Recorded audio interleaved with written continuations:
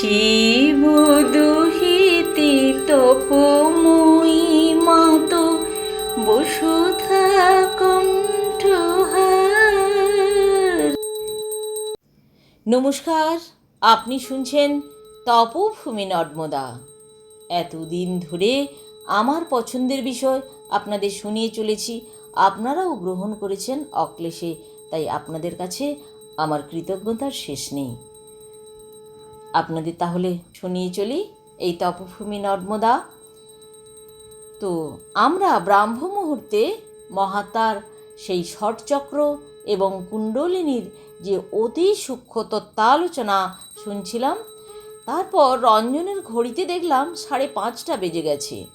চারিদিক ঘন কুয়াশায় কুজ্ঝটিকাময়, সমগ্র বনস্থলী পাখির কলরবে মুখর হয়ে উঠলেও যে কণ্ঠস্বর এতক্ষণ রিভাইব্রেটেড বা প্রতিধ্বনিত হয়ে আমাদের এই হলঘরটাকে নিনাদিত করে রেখেছিল এবং আমরাও যে এতক্ষণ ধরে তন্ময় হয়ে শুনছিলাম, তা বন্ধ হয়ে গেছে। বাসবানন্দজি বললেন, এমন ঘন কুয়াশা যে কাছের মানুষকে এখনো ভালো করে চেনা যাচ্ছে না। অগ্নিকুণ্ডে আরও কিছু কাঠ দেওয়া হোক, অরুণোদয় না হওয়া পর্যন্ত এখন বাইরে বেরুচ্ছি না। তার কথা শেষ হতে না হতেই সপ্রেজি এবং অচ্যুতানন্দজি তাদের ক্যাম্প থেকে বেরিয়ে এসে সোজা আমাদের হলঘরে ঢুকে জিজ্ঞাসা করলেন, আপনাদের কারো কাছে অ্যাম্প্লিফায়ার আছে? আপনাদের এখান থেকে যেন মাইকে করে কিছু বাজিয়ে শোনানো হচ্ছে বলে আমাদের গুরুদেবের মনে হয়েছে। প্রতিদিনই সকল ঋতুতেই গুরুদেব রাত্রি 4টায় শয্যা ত্যাগ করে চা পান করেন। এ তাঁর বহুদিনের অভ্যাস। তিনি এবং স্বামী বেদানন্দ, যিনি পূর্বাশ্রমে প্রসিদ্ধ চিকিৎসক ছিলেন, তাঁরা স্টোভ জেলে যখন চা তৈরি করে খাচ্ছিলেন, চা খেতে খেতে আয়ুর্বেদ এবং আধুনিক চিকিৎসা শাস্ত্র মতে প্রাণের উৎস কোথা হতে এলো এ বিষয়ে দুজনে যখন আলোচনা করছিলেন, তখন তাঁদের কথার সূত্র ধরেই কেউ যেন কিছু জবাব দিচ্ছেন। এইরকম তাঁরা স্পষ্ট কারো কণ্ঠস্বর শুনতে পেয়েছেন। তাই আমাদের গুরুদেব আমাদেরকে পাঠিয়েছেন খোঁজ নিতে। আমার দিকে ইঙ্গিতপূর্ণ দৃষ্টি করে হরানন্দজি তাঁদেরকে বললেন, আমাদের কাছে অ্যাম্প্লিফায়ার, মাইক বা কোনো কলের গান নাই। বিজলি ছাড়া কি অ্যাম্প্লিফায়ার বা মাইক বাজে? শিবের ঘরে যিনি আছেন তার কাছে কি কোনো যন্ত্র আছে? তিনি একজন নাঙ্গা সাধু। ওইসব বস্তু তো দূরের কথা, তার পরিধানে এক টুকরো নেংটি পর্যন্ত নাই। সম্পূর্ণ নিরাবরণ। রোদ উঠুক, ফাঁকা হোক, দেখলেই বুঝতে পারবেন। হরানন্দজির জবাব শুনে তারা ফিরে গেলেন তাদের ক্যাম্পে। আমরা চোখ টিপাটিপি করে হাসাহাসি করতে লাগলাম। হরানন্দজি বললেন, দেখলেন তো, মহেশ্বরানন্দজি এবং বেদানন্দ দুজনে প্রাণের উৎস সম্বন্ধে আলোচনা করছিলেন। তাই আমার বেশ মনে আছে, নাঙ্গা মহাত্মার দীর্ঘ ভাষণের প্রথম কথাটাই ছিল, মানুষের দেহে প্রাণের সঞ্চার হলো কোথা থেকে? কুতো এইসব প্রাণ আয়াতি অস্মিন শরীরে। ক্রমে চারদিক ধীরে ধীরে ফাঁকা হয়ে আসছে। তখনও কিন্তু গাছপালা হতে টুপ টুপ করে শিশির পড়ছে। আমরা জানালার কাছে দাঁড়িয়ে সকলেই উঁকি মেরে মা নর্মদাকে দর্শন করে প্রণাম করলাম। দেখলাম নাঙ্গা সাধু নর্মদাতে ডুব দিয়ে উঠে আসছেন, তাঁর গা বেয়ে জল গড়িয়ে পড়ছে। তিনি সোজা এসে ঢুকলেন আমাদের ঘরে। আমরা সকলেই তাকে নম নারায়ণায় জানালাম। তিনিও মৃদু হেসে বললেন, নম নারায়ণায়। এবার সকলে প্রাতকৃত্য করতে গেলেন। নাঙ্গা সাধু চুপ করে বসে থাকলেন, নর্মদার দিকে এক দৃষ্টিতে তাকিয়ে। প্রাতকৃত্য সেরে এসে রওনা হওয়ার উদ্দেশ্যে যে যার ঝোলা গাঁটরি বাঁধার উদ্যোগ করছি, এমন সময় স্বয়ং মহেশ্বরানন্দজি তাঁর দুজন সহচরকে সঙ্গে নিয়ে হিরণ্ময়ানন্দজি সহ সকলকে নমনারায়ণায় জানিয়ে আজ 14ই মাঘ তাঁর কাছে ভিক্ষা গ্রহণের আমন্ত্রণ জানালেন।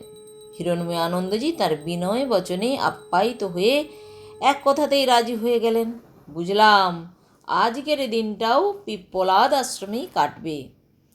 ঝোলা গাঁটরি যথাস্থানে রেখে কেউ কেউ রোদ পোয়াবার জন্য নর্মদা তটে গিয়ে বসলেন, কেউ বা স্নান করে শিব পূজা সারতে উদ্যোগী হলেন। নাঙ্গা বাবাকে বসে থাকতে দেখে আমিও বসে থাকলাম তাঁর কাছে।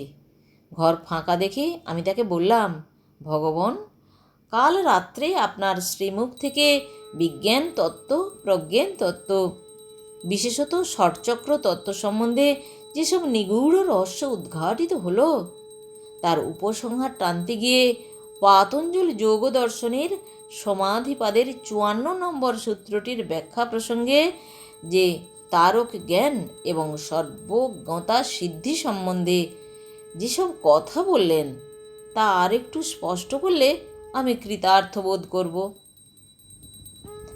আমার মুখের দিকে এক পলক তাকিয়ে তিনি বলতে লাগলেন, ওই সূত্রে বিবেক জ্ঞানের স্বরূপ নিরূপণ করা হয়েছে। ঋষি বলছেন, সর্ব বিষয়ক, সর্বথা বিষয়ক এবং অক্রমে প্রাদুর্ভূত যে তারক জ্ঞান, তাই বিবেক জ্ঞান নামে অভিহিত হয়।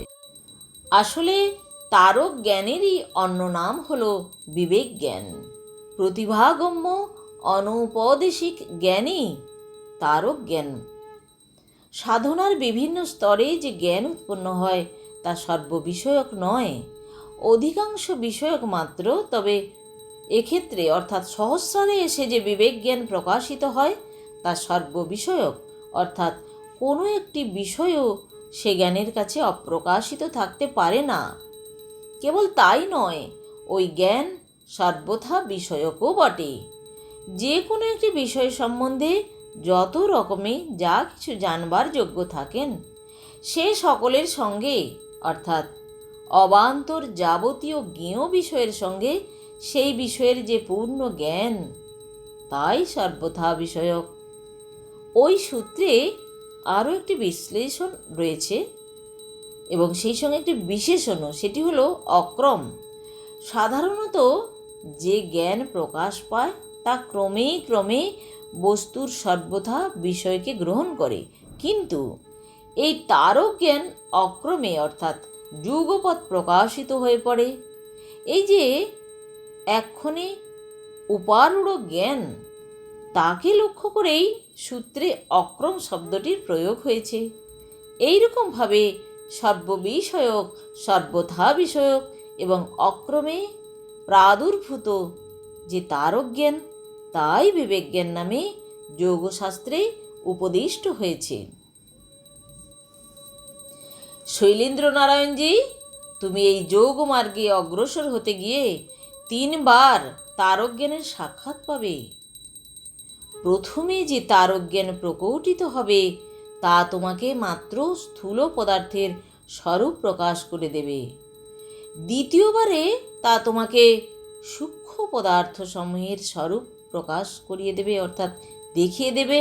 আর এই তৃতীয় স্তরে পৌঁছে তোমার কাছে যে তারক জ্ঞান উপস্থিত হবে তা তোমাকে কারণ অর্থাৎ প্রকৃতি পর্যন্তের স্বরূপ উদ্ভাসিত করে দেবে। অতি সূক্ষ্মকালের স্বরূপ পর্যন্ত এই জ্ঞান প্রকাশিত হয়ে পড়ে। এই জন্যই পতঞ্জলিদেব এই শাস্ত্রে 3 স্থানে 3 প্রকারে প্রতিভা জ্ঞানের উল্লেখ করেছেন। এই তৃতীয় স্তরের তারক জ্ঞান এক্ষণে উপারূঢ় সর্বথা বিষয়ক বলেই কৈবল্যের একান্ত সন্নিহিত প্রজ্ঞাস্বরূপও বটে। এই প্রসঙ্গে আমার কিছু নিবেদন আছে, তা হলো আমাদের সাধন জগতের অতি গুহ্য তত্ত্ব, অর্থাৎ গুহ্যতম তত্ত্ব বললেও ভুল হবে না। এটিকে বারে বারে ধীরে ধীরে শুনতে হবে। প্রাতকৃত সেরে সন্ন্যাসীরা একে একে ফিরে আসছেন দেখে নাগা বাবা চুপ করে গেলেন।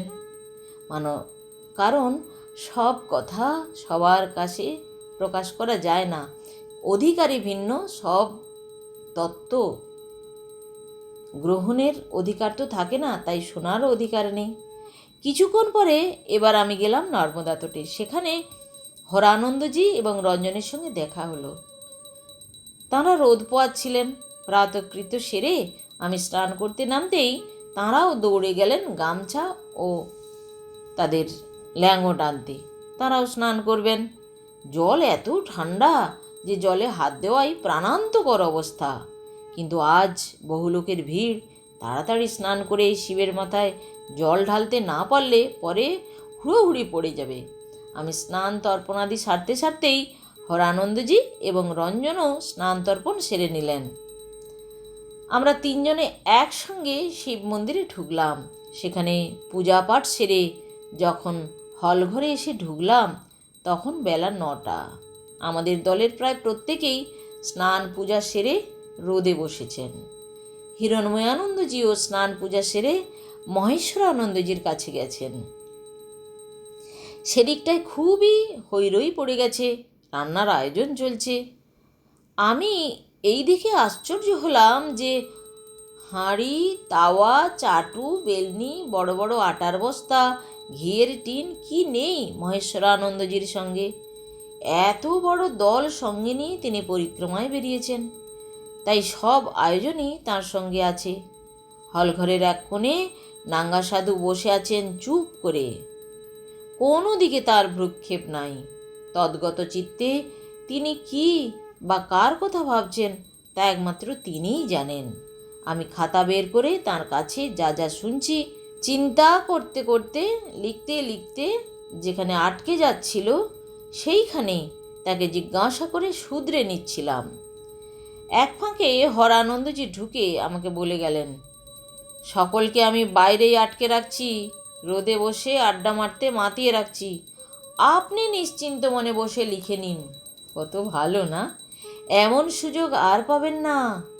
এই দরদি সন্ন্যাসীকে মনে মনে নমস্কার জানিয়ে আমি এক মনে লিখে যেতে লাগলাম।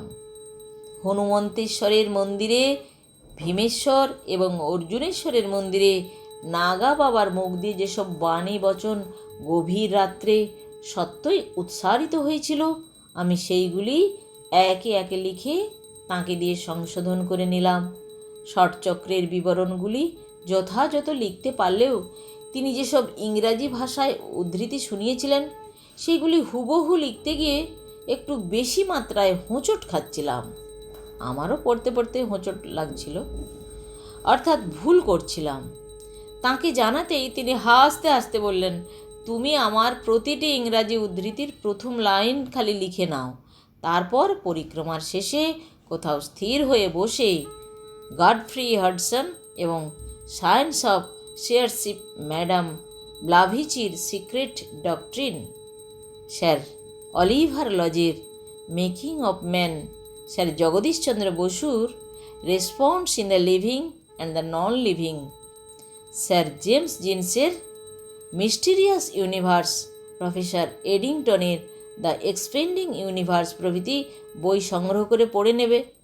সর্বোপরি মা নর্মদাকে সর্বদা স্মরণে রাখবে। তোমার পরিক্রমা সফল হলে মার দয়াতেই তোমার স্মৃতিশক্তির উজ্জ্বলন ঘটবে এবং প্রয়োজনীয় সকল তত্ত্ব ও তথ্যের আকর গ্রন্থ মা নর্মদাই তোমাকে জুটিয়ে দেবেন। সাধু সাধু। বেলা 1টা পর্যন্ত আমি লিখে গেলাম, কিন্তু ওই সময় হরানন্দজি এসে বললেন, রান্নার কাজ শেষ, এইবার ভিক্ষা গ্রহণের ডাক পড়বে। মন্দিরে মহাদেবের পূজা শেষ হয়েছে, এখন ফাঁকা মন্দির, কাজেই নাগা বাবা আপনি শিব মন্দিরে গিয়ে একান্তে নিশ্চিন্ত মনে বসে থাকুন। তার কথায় নাঙ্গা বাবা চলে গেলেন মন্দিরে। আমরা মহেশ্বরানন্দজির ক্যাম্পের দিকে এগিয়ে গেলাম। সেখানে বেলা 2টা নাগাদ আমাদের ভিক্ষা গ্রহণ পর্ব শেষ হলো। ভিক্ষার উপাদান হচ্ছে পুরি এবং গুড়। ভয়ঙ্কর জঙ্গলখণ্ডে এই যথেষ্ট। ভিক্ষা গ্রহণের পর আমি হরানন্দজিকে সঙ্গে নিয়ে পিপরিয়া মহল্লাতে গেলাম সেখানকার অধিবাসীদের সঙ্গে আলাপ করতে। জঙ্গলি লোকের প্রকৃতি হিংস্র হয়, যদি তারা ভিল হয় তাহলে তো সমূহ বিপদ। এই জন্য স্বামীজি প্রথমে ঘোরতর আপত্তি করেছিলেন, কিন্তু এই পিপ্পলাদ আশ্রমে আসার সময় তাদের মুখ চোখ দেখে এবং যেভাবে তারা ভদ্র ও বিনীতভাবে আমাদেরকে পথ দেখিয়ে দিয়েছিলেন, তাতে তাদেরকে দেখে হিংস্র প্রকৃতির বলে মনে হয়নি। তাই সুলোপানি ঝাড়ির বহুশ্রুত ভয়ঙ্করতা সম্বন্ধে আরও কিছু জেনে নেবার জন্য তাদের কাছে গেলাম। প্রায় 60 ঘরের বস্তি, যথার্থ পর্ণকুটির বলতে যা বোঝায় তাদের বসতি সেই রকম। আচ্ছা, এ প্রসঙ্গে পরবর্তী এপিসোডে জানাবো। এখন এই পর্যন্তই থাক। সবাই শুনতে থাকুন তপভূমি নর্মদা।